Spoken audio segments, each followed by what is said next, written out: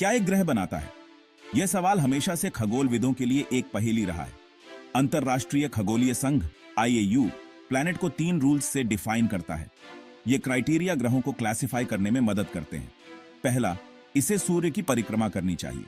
इसका मतलब है कि यह हमारे सौर मंडल का हिस्सा होना चाहिए। दूसरा, इसमें इतना द्रव्यमान मैस होना चाहिए कि इसका गुरुत्वाकर्षण ग्रेविटी इसे गोल आकार दे सके। यह स्फेरिकल शेप ग्रह की स्थिरता को दर्शाता है। तीसरा, यह अपने ऑर्बिट में अकेला होना चाहिए, मतलब कोई और ऑब्जेक्ट्स उसके रास्ते में ना हो। यह ग्रह की कक्षा को साफ रखने के लिए जरूरी है। इस रूल को 2006 में बनाया गया था और इसी रूल की वजह से प्लूटो अब ड्वार्फ प्लैनेट बन गया। यह एक महत्वपूर्ण बदलाव था।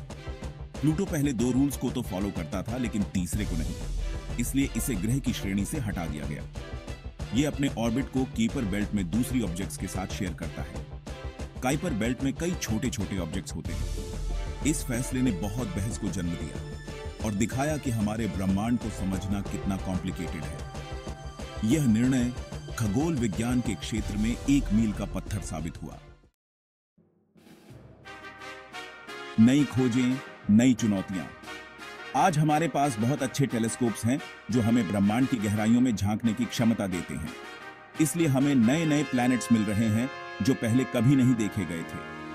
अब हम हजारों एक्सोप्लैनेट्स के बारे में जानते हैं जो दूसरे स्टार्स की परिक्रमा करते हैं, और ये खोजें हमें हैरान कर रही हैं। इनमें से बहुत से एक्सोप्लैनेट्स IAU के रूल्स को चैलेंज करते हैं, जिससे खगोल शास्त्रियों को नई परिभाषाएं गढ़नी पड़ रही हैं। कुछ बहुत बड़े हैं।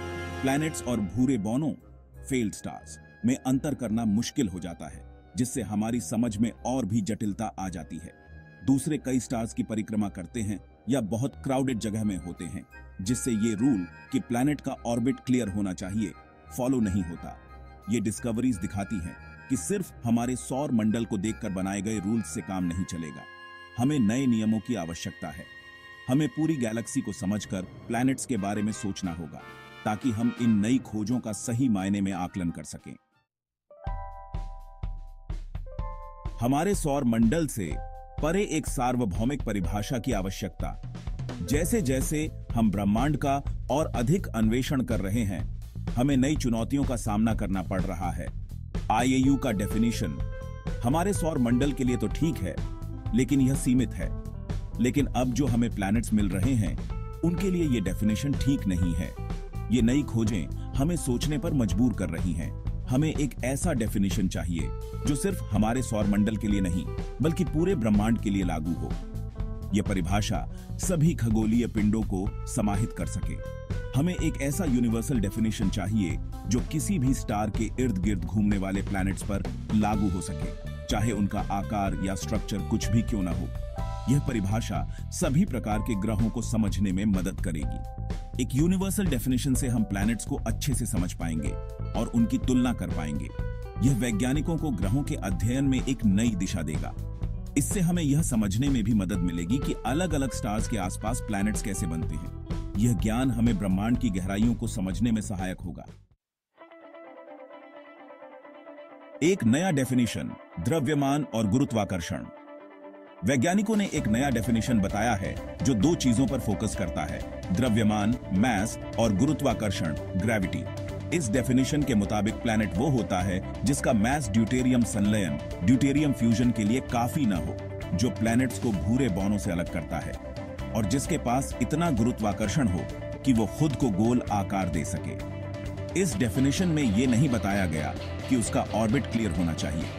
यह प्लैनेट के अंदर की चीजों पर डिपेंड करता है, इसलिए यह ज्यादा यूनिवर्सल है।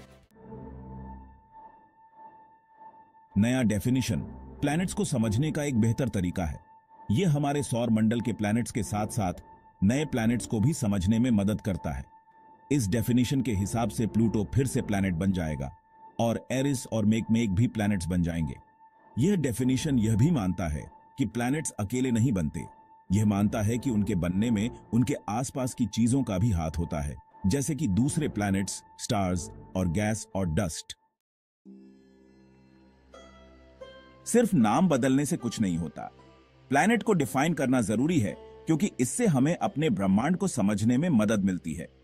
एक अच्छे डेफिनेशन से हम अलग अलग प्लैनेट्स को समझ पाते हैं, उनकी तुलना कर पाते हैं और यह भी समझ पाते हैं कि वो कैसे बने हैं। जब तक हम नए नए प्लैनेट्स और स्टार्स खोजते रहेंगे, हमें अपने डेफिनेशंस को भी बदलते रहना होगा। एक परफेक्ट डेफिनेशन मिलना मुश्किल है, लेकिन इसकी कोशिश हमें ब्रह्मांड को समझने में मदद करती है।